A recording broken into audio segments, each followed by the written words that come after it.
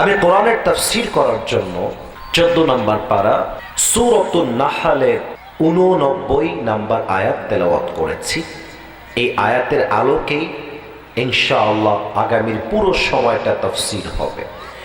কিন্তু আপনাদের উত্তর দেওয়ার পালা চলে এসেছে, গলার জোর বাড়াতে হবে। আমি একটু বলে দিচ্ছি সহজ করার জন্য, মুখস্থ করে নেন। পারা নাম্বার 14, সূরার নাম সূরাতুন নাহল, আয়াত নাম্বার 89। এবার আপনাদের উত্তর দেওয়ার পালা। আয়াত নাম্বার কত? 90 না, এটা যুবকদের সাউন্ড হয় নাই। যুবকরা গলা খোলো, আর একবার জিজ্ঞেস করছি। 89 বলেন সবাই। কত? 90।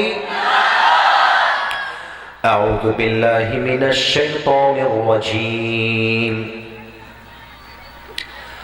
ونزلنا عليك الكتاب تبيانا لكل شيء وهدى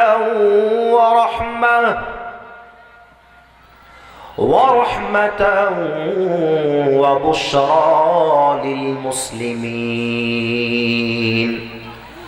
Allah says in this ayah,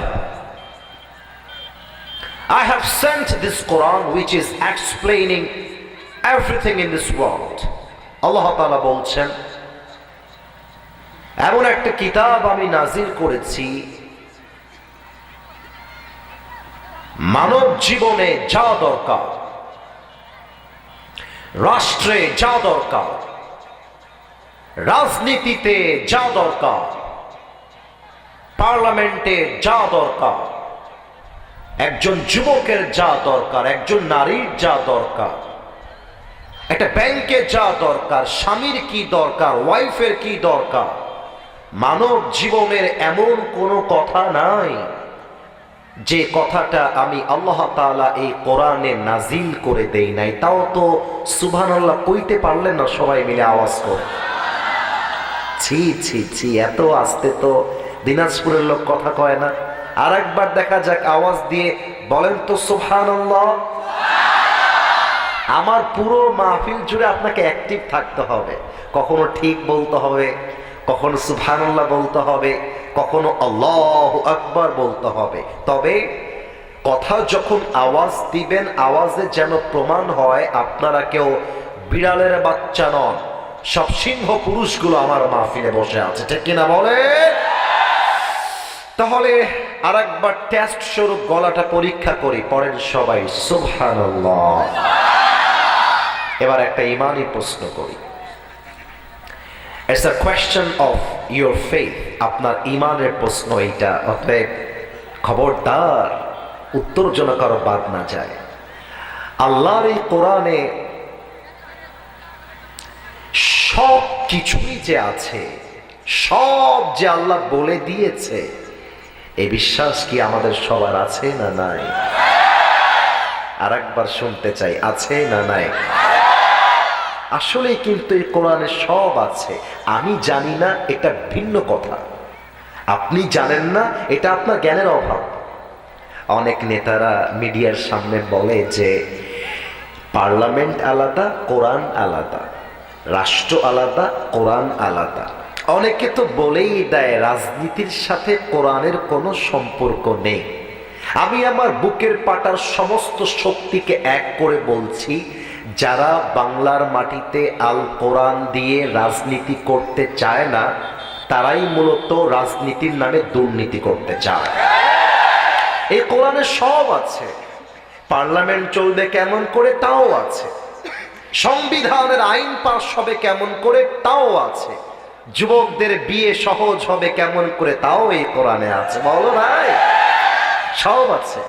আপনি পড়েন নাই তা আপনি জানেন না। আসুন আমরা জানি আজকে কোরআনে আসলেই সব আছে কিনা। কথা কি আমার বোঝা যায় না কি যায় না? সবাই একটা তাকবীর দেন তাফসীর শুরু হওয়ার আগে। নারে তাকবীর। আপনার সাউন্ড যত বাড়ানো যায়, from beginning to the last, একদম হাই লেভেলে আপনি সাউন্ড বাড়ান।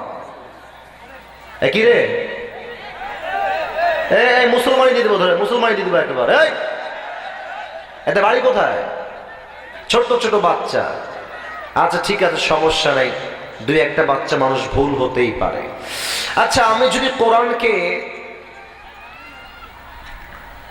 কোনো প্রশ্ন করি আর বলি তোমার কি এই জবাবটা দেওয়ার মতো ক্ষমতা আছে, কোরআন কি নো বলবে না ইয়েস বলবে? আর একটু জোরে কর না, নো বলবে না ইয়েস বলবে? আচ্ছা, দেখা যাক কোরআনকে আমরা প্রশ্ন করা শুরু করছি, দেখা যাক কোরআন আসলে ইয়েস বলতে পারে কিনা। প্রথম প্রশ্ন, আচ্ছা কোরআন, তুমি এই পৃথিবীতে আসার পূর্বে কোথায় ছিল তোমার ঠিকানা? তুমি কোথায় ছিলে? এই জবাব কি কোরআনে আছে না নাই? ৩০ নম্বর পারা সূরাতুল বুরুজের ২১ এবং ২২ নম্বর আয়াত, আল্লাহ রাব্বুল আলামিন বলছেন, বাল হুয়া কুরআনুম মাজিদুন ফি লাউহিম Mahfuz. Rather, it's a glorious Quran preserved in tabled. আল্লাহ তাআলা বলছেন, এই কোরআনকে আমি পৃথিবীতে নাজিল করার পূর্বে আরশে আজিমে লাউহে মাহফুজের ভেতরে সংরক্ষিত ফলকে লিখিত আকারে রেখে দিয়েছিলাম। কোন সুবহানাল্লাহ। ও আচ্ছা, তুমি পৃথিবীতে আসার পূর্বে লাউহে মাহফুজে ছিলে। এবার তুমি আমাকে জবাব দাও, হে কোরআন, তোমাকে লাউহে মাহফুজ থেকে পৃথিবীতে নাজিল করেছে কে? কোরআন তার জবাব দিয়ে বলছে, তানজিলাম মিম্মান খালাকাল আরদা ওয়াস সামাওয়াতিল উলা। This Quran has been sent down by him who has created the heavens and this big earth. এই কোরআনটা নাজিল করেছেন যিনি, আকাশ এবং জমিনের মালিক হলেন তিনি, আমার রব হলেন তিনি, আপনার রব হলেন তিনি। এবার জবাব দিয়ে বলেন তো, সেই রব একজন, তিনি কে? আল্লাহর নামটা এত আস্তে বললে আমি আসিফ হুজুর মানতে পারবো না। বলেন তো, আমাদের রব একজন, তিনি কে? আল্লাহ আমার রব। আরেকবার গান না, আল্লাহ আমার রব,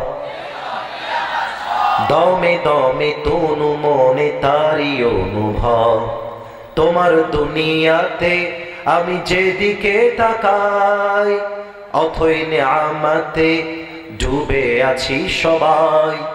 পাখ পাখালির কণ্ঠে শুনি তাসবিহ কল রব, তাসবিহ কল রব। আল্লাহ আমার রব, এই রবই আমার সব। দমে দমে তনু মনে তারি অনুভব। ও দিনাজপুরের ভাইয়ারা, আমাদের রবকে। তার মানে তোমাকে আল্লাহ রাব্বুল আলামিন নাজিল করেছেন। উত্তর তো পেয়ে গেলাম তোমার থেকে, হে কোরআন। এবার তুমি আমাকে ৩ নাম্বার প্রশ্নের উত্তর দাও। তোমাকে যখন নাজিল করা হলো, কার উপরে নাজিল করা হলো? জবাব কি কোরআনে আছে না নাই? ওয়া আমিনু বিমা নুজিলা আলা Muhammad. Believe in whatever Allah subhanahu wa ta'ala has sent to his last messenger Muhammad sallallahu alayhi wa sallam। ঈমান আনো সেই মহা সত্য বাণীর উপরে, যে বাণীকে আল্লাহ তাআলা তোমার নবীর উপরে চির সত্য বাণী করে নাজিল করে দিয়েছে। তাও তো সুবহানাল্লাহ কইতে পারলেন না আপনারা সবাই। ও আচ্ছা, তুমি আমার নবীর উপরে নাজিল হয়েছো, মাশাআল্লাহ, বড়ি আচ্ছি বাত হ্যায়। এবার আমাকে বলো, তুমি যখন আমার নবীর উপর নাজিল হয়েছিলে পৃথিবীতে, ওই মাসটার নাম কি ছিল? জবাব কি কোরআনে আছে না নাই? একটা বাচ্চার আওয়াজ আপনাদের চাইতে বেশি, লজ্জার বিষয়। আর একবার, কোরআনে কোন মাসে কোরআনটা আসছে, এই জবাব কোরআনে আছে না নাই? শাহরু রমাদান আল্লাযী উনজিলা ফীহিল কুরআন। এই কোরআনটাকে আমি আল্লাহ রাব্বুল আলামিন 12 মাসের সেরা মাস রমাজান মাসে নাজিল করে দিয়েছি। ও আচ্ছা, রমাজান মাসে এসেছো। এবার আমার কত, তুমি কি যখন এসেছিলে এটা কি দিন ছিল না রাত ছিল? কোরআন তারও জবাব দিচ্ছে, ইন্না আনজালনাহু ফি লাইলাতিল কদর ওয়া মা আদরাকা মা লাইলাতুল কদর। আল্লাহু আকবার। I have said this Quran on a very blessed night. আল্লাহ তাআলা বলছেন, এই কোরআনটাকে আমি নাজিল করেছি এক মহা বরকতপূর্ণ রজনীতে, যে রাতটার নাম হচ্ছে লাইলাতুল কদর। সুবহানাল্লাহ পড়বেন না আপনারা? মাশাআল্লাহ, তুমি লাইলাতুল কদরে এসেছো। তাহলে কোরআন তুমি এবার আমাকে জবাব দাও, তুমি যে রাতে এসেছিলে ওই রাতটার মর্যাদা কত বেশি? লাইলাতুল কদরি খায়রুম মিন আলফি শাহর। আল্লাহ রাব্বুল আলামিন বলছেন, এমন একটা রাতে নাজিল করেছি, এক রাত জেগে যদি কেউ ইবাদত করে, হাজার মাস ইবাদত করলে যে সওয়াব হবে, এক রাত ইবাদত করলে তার চাইতে অধিক সওয়াব আল্লাহ তার আমলনামায় লিখে দিবে। কোন সুবহানাল্লাহ, মাশাআল্লাহ। এত পবিত্র রাতে তুমি পৃথিবীতে এসেছো। আচ্ছা, আমি যদি এই মাহফিলে কোনো যুবককে দাঁড় করিয়ে জিজ্ঞেস করি যে যুবক ভাই, তুমি আজকে এই মাহফিলে কেন এসেছো, আমার মনে হয় বেশিরভাগ যুবক বলবে, হুজুর আপনার ওয়াজ আগে ফেসবুকে দেখেছি, ইউটিউবে দেখেছি, আজকে আপনার ওয়াজ সরাসরি শুনবার জন্য এসেছি। কথা ভুল বললাম না ঠিক বললাম? বেশিরভাগ যুবক এটাই উত্তর দিবে, এটা তার মাহফিলে আসা উদ্দেশ্য। এখন আমি যদি কোরআনকে বলি, কোরআন তুমি যে পৃথিবীতে আসলা, হোয়াট ইজ ইউর পারপাস, তোমার উদ্দেশ্য কি? এই জবাব কি কোরআনে আছে না নাই? মুরব্বীরা কথা কয় না আমার সাথে। আরে প্রতিটা পয়েন্টে আয়াত বলছি, তাও যে মুরব্বীরা কথা না কয়, কষ্ট লাগে আমার। এত মরা শ্রোতা আমি আগে কখনো দেখি নাই রে ভাই। আমার শ্রোতা খুব অ্যাক্টিভ হয়। আর একবার প্রশ্ন করি, জবাবটা কোরআনে আছে না নাই? 13 নম্বর পারা, সূরাত ইব্রাহিম। কোরআন তার জবাব দিয়ে বলছে, কিতাবুন আনজালনাহু ইলাইকা লিতুখরিজান নাসা মিনাদ যুলুমাতি ইলান নূর। আল্লাহু আকবার। I have sent this Quran to lead the mankind out of darkness into the light. এই কোরআনটা আমি আল্লাহ তাআলা নাজিল করেছি একটাই উদ্দেশ্য, যাতে করে আমার নবী এই কোরআনটা দিয়ে জাহান্নামী মানুষগুলোকে জান্নাতি মানুষ বানাতে পারে। তাও তো সুবহানাল্লাহ কইতে পারলেন না আপনারা? কি মহৎ উদ্দেশ্য এই কোরআনের।